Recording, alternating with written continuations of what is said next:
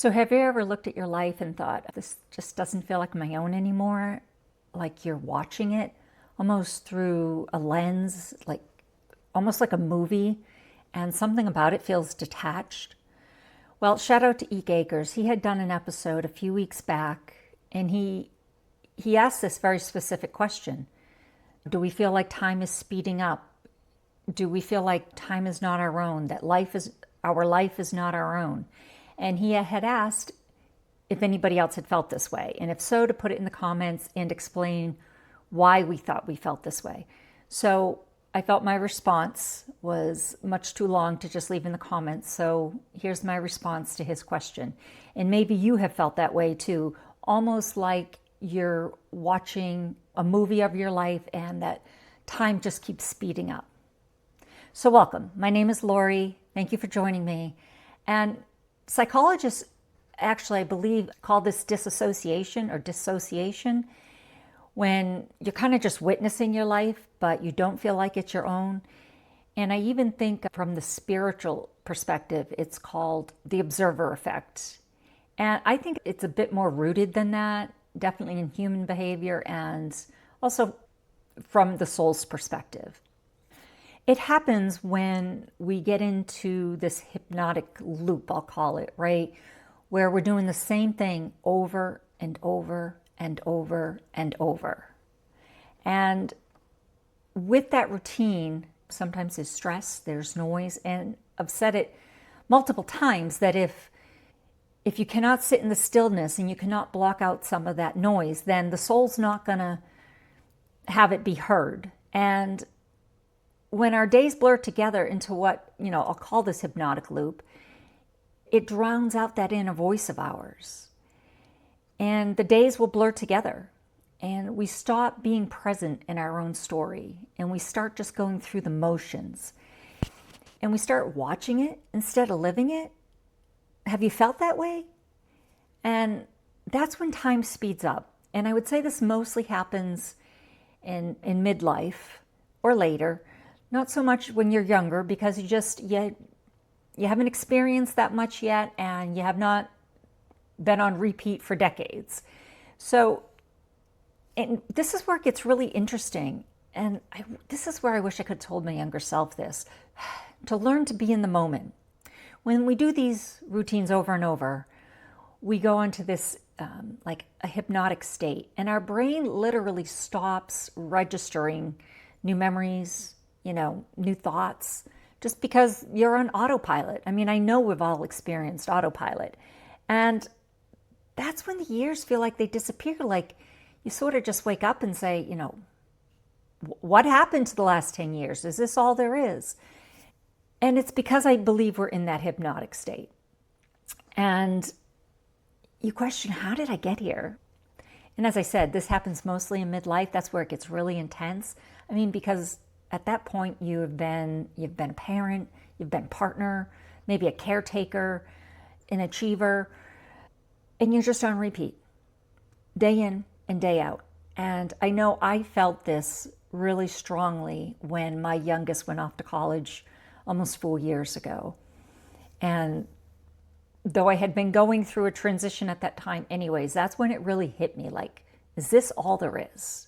Like, where has the last, oh my goodness, 30 years, where's the last 30 years gone?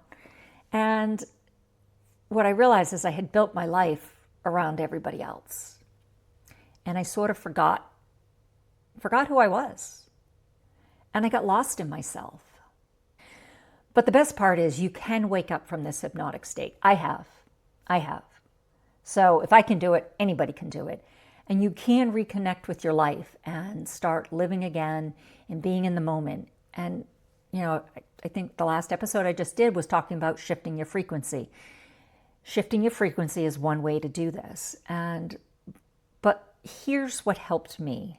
Very specifically, here's what helped me. I had to interrupt that autopilot. I mean, I had no choice. When my last child, my daughter, went off to school, and I wasn't in that day-to-day routine of taking care of her. Even though she was in high school, it's all about your children, right? It's about the hockey games. It's about helping her study for the test. So then I get myself in, I dive deeper into my work, but then I had done an episode on this back in 2023. I was laid off. So now I really had to wake up out of this hypnotic state. I didn't have a choice because I was no longer a day-to-day parent, and I was no longer that achiever. So I didn't have a choice, is my point. And one of the things that I started doing was changing up my routine. I've talked about when you wake up in the morning and thinking about how you want to feel that day, and almost like choosing your feelings for that day, your emotions for that day, because you can do that. And that would be the first thing that I did. I took on that morning routine of praying, but also, okay, what do I need to feel if I want to be in the state of appreciation all day, if I want to be in the state of just a really good mood? You just have to sometimes shut things out. Just do anything that'll signal your brain that this is new, that it's different, it's not the same.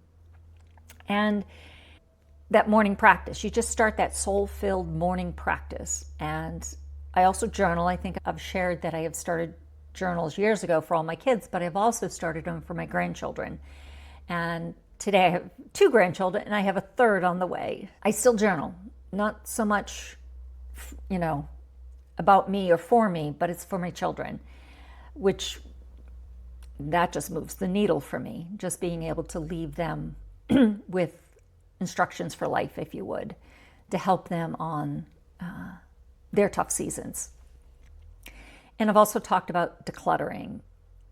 This may seem like a simple task. Well, maybe not a simple task, but like a simple thing to do, but it has huge impact, both, physically. I've talked about your surroundings and decluttering so that the energy flows freely, but also inside. You need to declutter some of that stuff inside. You need to release some of those old thought patterns that we have on repeat, okay? You got to remember that we've all gone through things, but we don't need to take those things into tomorrow. We can let them go. Sometimes I think we cling to them because we feel that's our identity. Well, it's not, okay? And I think it was Wayne Dyer who once said, the wake doesn't steer the boat. It's true, right? So why have your history steer where you're going? So you got to declutter, both physically and emotionally, mentally. And then again, with the last episode I just did, which I'll link at the end, you need to raise your frequency. You need to do whatever it is to change the energy around you. And there's a lot of quick hacks that you can do for that. And then there's some more long-term ways to change your frequency. So go watch that episode.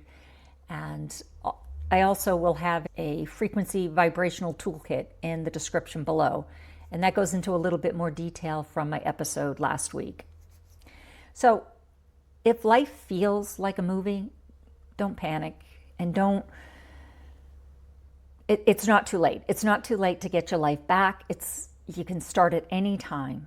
And this is your wake-up call, and you're invited to wake up. You're invited to get out of this hypnotic loop. And shout out again, and thank you to E. Gakers for this question, because it reminded me of where I was a few years ago. And it reminded me that people are probably feeling this every day. So it gave me the opportunity to just share a few of the things that I've been through. Just remember, if you're nodding along, or if at any point in this video you said, yeah, I feel like that, I've felt like that, take the first step. Don't wait till tomorrow. Do it today. You can take that first step today to break that hypnotic state. And if anything in this episode resonated with you, please hit the subscribe button. There'll be more episodes, more soulful episodes like this coming out. And below in the description, I've left a couple AI prompts to help you reconnect with your life, I guess. One is asking your AI model, whichever one you use, what are 3 questions you could ask yourself to reconnect? What do you need to do in your life to reconnect with your life? And then the second one is suggest 2 ways in the morning for me to be able to shift out of this hypnotic loop.